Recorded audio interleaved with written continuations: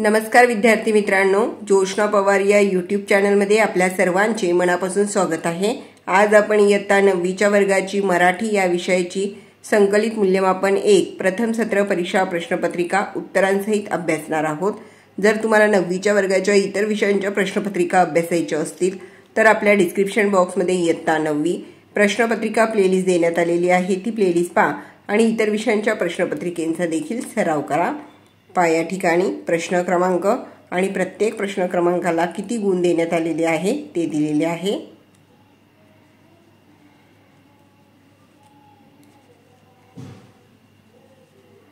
या ठिकाणी आहे अंतर्गत मूल्यमापन विभाग।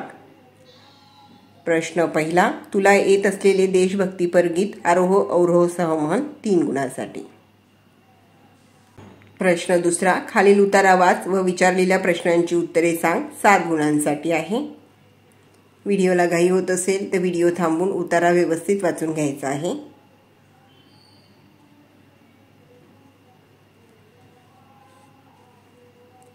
आणि त्यावर आधारित प्रश्न पहा।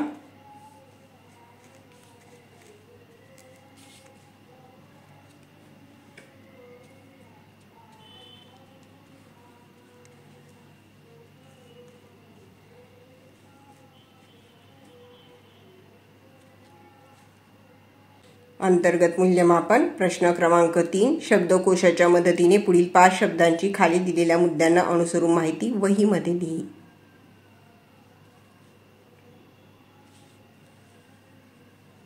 प्रश्न चौथा, शिक्षकांनी वाचून दाखवलेली बातमी लक्षपूर्वक ऐक व त्यावर आधारित विचारलेल्या प्रश्नांची उत्तरे वहीमध्ये लिही।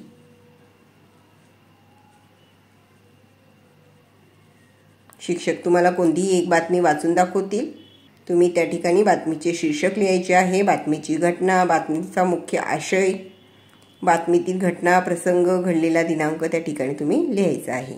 असं एकूण 5 गुणांसाठी आहे हा प्रश्न। त्यानंतर आहे लेखी चाचणी। प्रश्न क्रमांक 5, खालील उतारा वाच व त्यावर आधारित दिलेल्या प्रश्नांची उत्तरे लिही 7 गुणांसाठी आहे।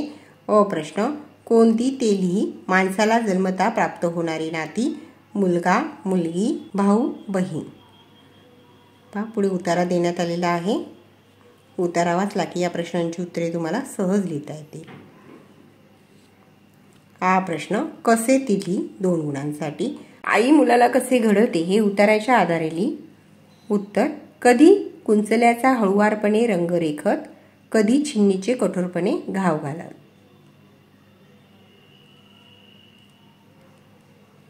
ही प्रश्न, पुढील प्रमाणे तुला तुझ्या जीवनातील कोणत्या नात्याची वीण अधिक घट्ट वाटते ते सोदाहरण लिही 3 गुणांसाठी।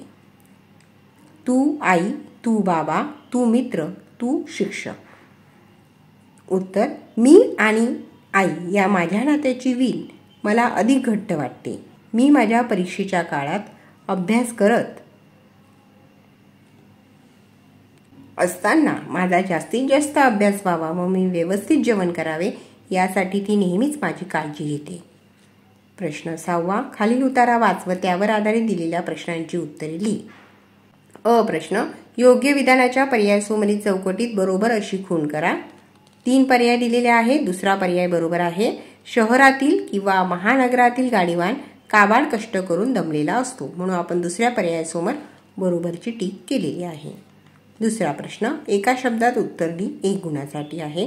दुपार कोणाला सलाम करते। उत्तर, दुपार या गाडीवानांना सलाम करते। हे जे प्रश्न आहेत ते या पुढील उत्तरावर आधारित होते।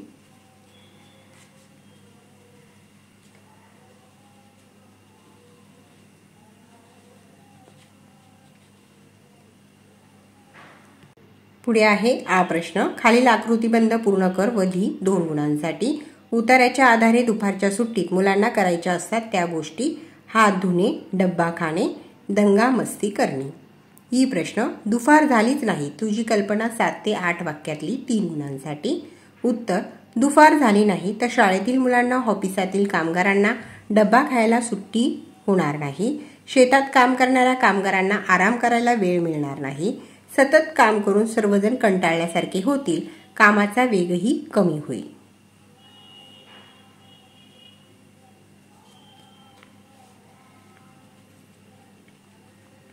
प्रश्न 7वा, खालील उत्तराच्या आधारे सूचनेनुसार कृती कर. 4 गुणांसाठी आहे हा प्रश्न. त्यातील अ प्रश्न, कोणत्यातही सौजन्यशील व्यक्तीच्या मनात असलेल्या भावना. 2 भावना लिहायच्या आहेत. सौजन्यशील व्यक्तीच्या मनात असलेल्या भावना आहेत प्रेम, आपुलकी. पाय ठिकाणी या उत्तरावर आधारित ते प्रश्न होते. हा प्रश्न, खाली दिलेली चौकट पूर्ण कर. सौजन्य साकारते मनातून, प्रकटते कृतीतून. 2 गुणांसाठी आहे हा प्रश्न. प्रश्न 8वा, कवितेच्या आधारे सूचनेनुसार कृती कर. 8 गुणांसाठी आहे प्रश्न 8वा.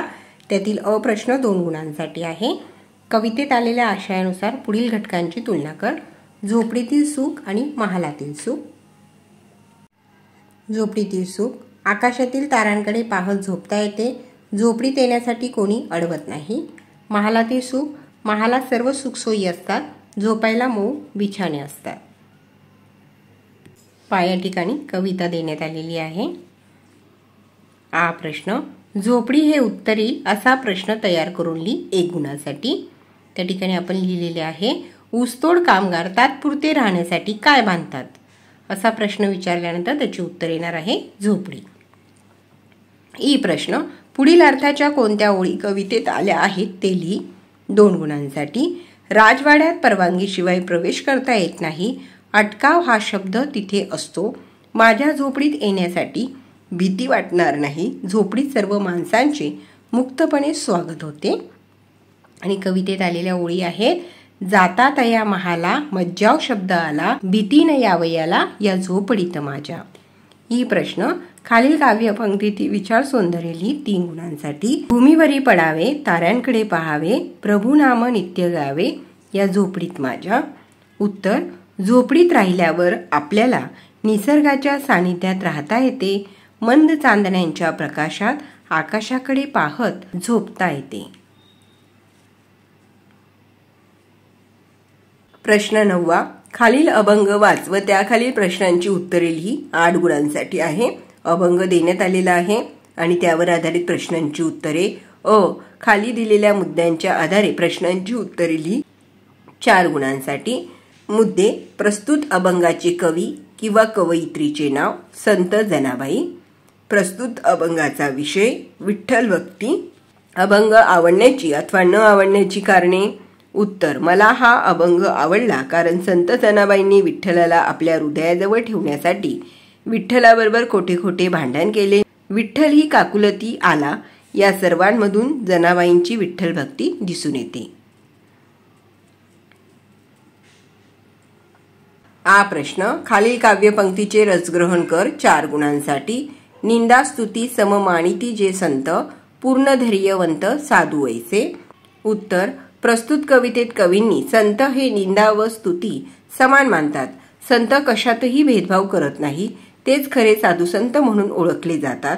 कोणी वाईट बोलले तर साधुसंत प्रतिक्रिया देत नाही व कोणी स्तुती केल्यासही ते आपल्या निश्चयावरून ढळत नाही. प्रश्न 10वा, खालील प्रश्नांची सविस्तर उत्तरे लिही. 6 गुणांसाठी आहे हा प्रश्न. अ, व्यंगचित्र हे दोष मांडण्याचे एक प्रभावी साधन आहे. कसे ते खालील चित्राचे निरीक्षण करून त्या आधारे लिही. 3 गुणांसाठी आहे हा प्रश्न.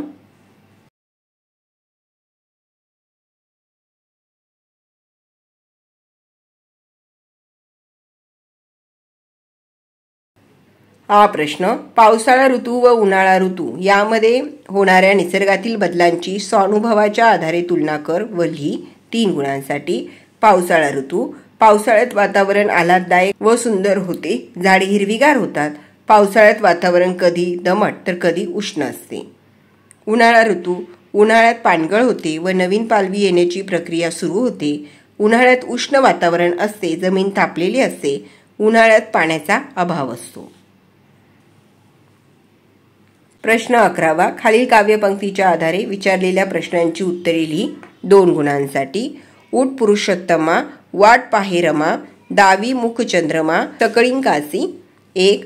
प्रस्तुत काव्यपंक्तीतील अलंकाराचे नाव. रूपक अलंकार. 2. प्रस्तुत काव्यपंक्तीतील उपमान. चंद्रमा. नंतर आहे प्रश्न क्रमांक 12. खाली दिलेली उदाहरणे वाच व उदाहरणात आलेल्या रसांची नावे लिही. 2 गुणांसाठी आहे हा प्रश्न. पहिले उदाहरण. असावा सुंदर चॉकलेटचा बंगला, चॉकलेटच्या बंगल्याला टॉफीचे दार, पेपरमिंटच्या अंगणात फुले लाल लाल, रसाचे नाव आहे हास्य. 2. लाडका बाळ एकुलता, फाशीची शिक्षा होता, कवटाळुनी त्याला माता, अति आक्रोशे रडते केविलवाणी, भेटेन 9 महिन्यांनी, रसाचे नाव आहे भयानक. प्रश्न 13. खालील सूचनेनुसार कृती कर. प्रश्न क्रमांक 13 एकूण 12 गुणांसाठी आहे. खालील वाक्प्रचारांचा अर्थ सांगून वाक्यात उपयोग करून लिही. पहिला वाक्प्रचार आहे भविष्याचा वेध घेणे. अर्थ भविष्यातील गोष्टींचा अंदाज बांधणे. वाक्यात उपयोग राजूने त्याच्या भविष्याचा वेध घेतला व अभ्यासाला सुरुवात केली. दुसरा वाक्प्रचार आहे हद्दपार होणे. अर्थ जीवनातून निघून जाणे. वाक्यात उपयोग हल्ली आमच्या बऱ्याच परंपरा व संस्कृती हद्दपार होत आहेत. नंतर आहे आ प्रश्न. खालील शब्दाला समानार्थी शब्द लिही. 1 गुणासाठी आहे. वारा, पवन. ई प्रश्न. खालील शब्दाचे वचन बदल. काठी, काठ्या. पुढे आहे ई प्रश्न. खालील शब्दसमूहासाठी 1 शब्द लिही. 1 गुणासाठी आहे. समाजाची सेवा करणारा, समाजसेवक. उ प्रश्न. खालील शब्दातील अक्षरांपासून एक अर्थपूर्ण शब्द तयार कर. सुधारक, सुधाकर. उ प्रश्न. लेखन नियमानुसार लेखन. अचूक शब्द ओळख. त्या ठिकाणी आपण अचूक शब्द लिहिलेला आहे गरिबी. दुसरा आहे उज्ज्वल. ए प्रश्न. विरामचिन्हे. खालील वाक्यात विरामचिन्ह वापरून वाक्य पुन्हा लिही. बघतोस काय दीपक. बघतोस नंतर स्वल्पविराम, काय दीपक नंतर प्रश्नचिन्ह. ऐ पारिभाषिक शब्द. खालील शब्दांना प्रचलित मराठी शब्द लिही. सेक्रेटरी आणि मराठी शब्द आहे सचिव. प्रश्न 14. खालील कृती सोडव. 6 गुणांसाठी आहे. शुद्धलेखन स्पर्धेत जिल्ह्यातून प्रथम पारितोषिक मिळवलेल्या मित्रास मैत्रिणीस अभिनंदनाचे ईमेल स्वरूपात पत्र लिही. नंतर आहे प्रश्न क्रमांक 15. खाली दिलेली कृती सोडव. 10 गुणांसाठी आहे. खाली दिलेल्या जाहिरातीचे निरीक्षण व विचारलेल्या प्रश्नांची उत्तरे लिही. पहिला प्रश्न. संगणक प्रशिक्षण केंद्रासाठीची 3 वैशिष्ट्ये लिही. दुसरा प्रश्न आहे सदर जाहिरातीत तुला जाणवलेल्या कोणत्याही 2 त्रुटी लिही. 2 गुणांसाठी. हा प्रश्न आहे पुस्तक व मोबाईल यांच्यातील संवादाची कल्पना करून संवाद लेखन कर. 5 गुणांसाठी. प्रश्न क्रमांक 16 8 गुणांसाठी आहे. पहा विद्यार्थी मित्रांनो, या ठिकाणी आपण इयत्ता 9वीच्या वर्गाची मराठी प्रथम सत्र परीक्षा संकलित मूल्यमापन 1 ची प्रश्नपत्रिका अभ्यासली. व्हिडिओ आवडल्यास व्हिडिओला लाईक करा आणि चॅनलला सबस्क्राईब करून ठेवा, जेणेकरून यापुढचे जे नवनवीन शैक्षणिक व्हिडिओ मी यूट्यूबवर टाकेन त्याची नोटिफिकेशन अगोदर तुमच्यापर्यंत पोहोचेल.